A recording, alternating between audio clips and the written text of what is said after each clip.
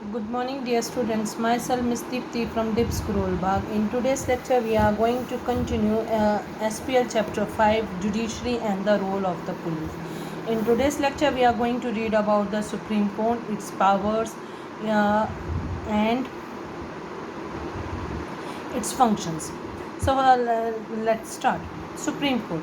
Supreme Court perform judicial functions which are divided as original jurisdictions and appellate jurisdictions. Original jurisdictions means वो jurisdictions हैं, वो judiciary के part जो directly supreme court में उसकी hearing होती है। इसके अलावा और वो कहीं कहीं इसकी हेयरिंग नहीं हो सकती है, किसी भी सबऑर्डिनेट कोर्ट में नहीं हो सकती है। So let us see what are those cases. Number 1, problem between one और more states and government.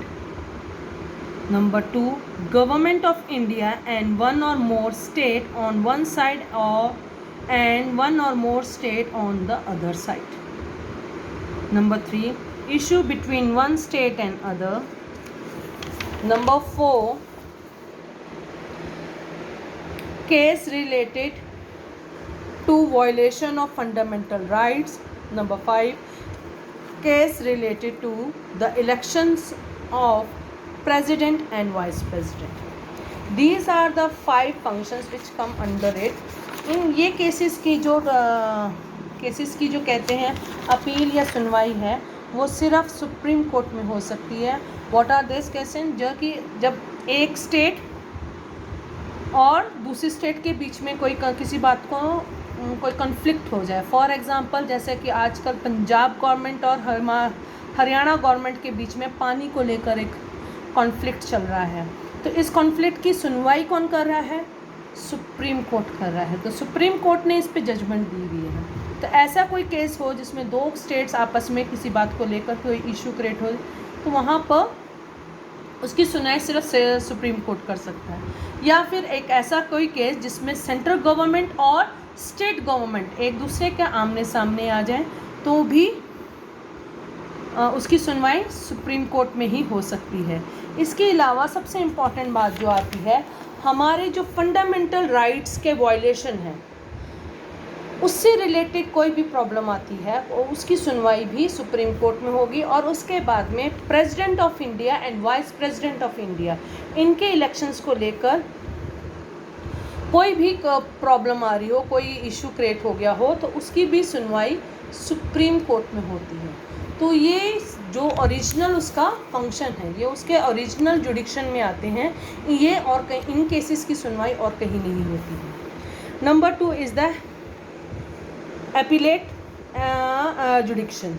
This means that Supreme Court can hear and decide appeals against judgment of high courts or any other courts. इसका मतलब ये आता है कि supreme court high court और other court के द्वारा दी गई कोई भी जजमेंट है उसके अगेंस्ट अपील की जाती है, तो उसको सुनना और उस पर जजमेंट देने का अधिकार भी सुप्रीम कोर्ट के पास में। सुप्रीम कोर्ट चाहे तो उनकी जजमेंट को चेंज भी कर सकता है, और सुप्रीम कोर्ट अगर उसको लगता है कि नहीं उनकी जो जजमेंट बिल्कुल सही है तो उसको कंटिन्यू भी कर सकता है। ये सुप्रीम कोर्ट के जुडिक्शन में ही आता है कि वो केस को सुने या ना सुने। Such appeals can made in 3 types cases. Constitutional cases, if a high court certifies that the matter needs interpretation of constitution, then an appeal can be made against the judgment of high court. अगर high court के द्वारा कोई high court ये बोल देती है कि किसी मैटर को लेकर कि ये बात कोई भी जजमेंट देती है और वो कॉन्स्टिट्यूशन के इंटरप्रिटेशन, कॉन्स्टिट्यूशन को रिप्रेजेंट करने के, कॉन्स्टिट्यूशन के लॉ के अगेंस्ट जा रहा है, तो ऐसे में हम सुप्रीम कोर्ट में अपील कर सकते हैं। Number 2 is the criminal cases.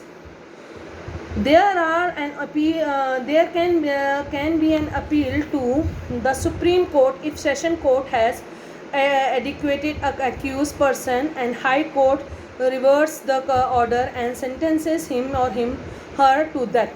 In such case, an appeal is made to Supreme Court.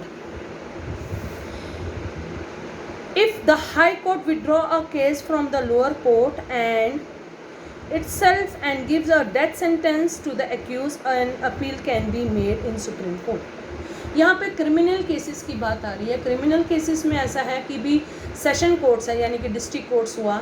इस डिस्ट्रिक्ट कोर्ट में किसी को फांसी की सज़ा दी, हाई कोर्ट ने उस फांसी की सज़ा को कैंसिल करके उसको लाइफ इम्प्रिजनमेंट की सज़ा दे दी. तो यहाँ पर 2 डिसीज़न आ रहे हैं. तो ऐसी सिचुएशन में थर्ड डिसीज़न के लिए हम सुप्रीम कोर्ट में जा सकते हैं कि इसका सही कि भी क्या सही डिसीज़न हो सके. थर्ड डिसीज़न जो होता है वो सुप्रीम कोर्ट के पास में ही जा सकते हैं. एक तो ये होगा. एक ये हो सकता है अगर हाई कोर्ट लोअर कोर्ट से केस को विड्रॉ कर लेता है और उसको डेथ सेंटेंस दे देता है, यानी मृत्यु दंड दे देता है, एंड देन उस टाइम पर भी कोई भी एक्यूज अपना सुप्रीम कोर्ट में एप्लीकेशन पुट कर सकता है. ये सुप्रीम कोर्ट फिर उसकी हेयरिंग करेगा. Third is the civil case. If the high court certifies that the case is fit for an appeal in Supreme Court, then an appeal against the civil case can be made. Civil case में ये होता है कि supreme court को लगता है उनको लगता है कि इसमें हमारी जजमेंट की ज़रूरत है, then they will accept it and then the appeal can be made. Neither civil cases में वो अपील नहीं होती है.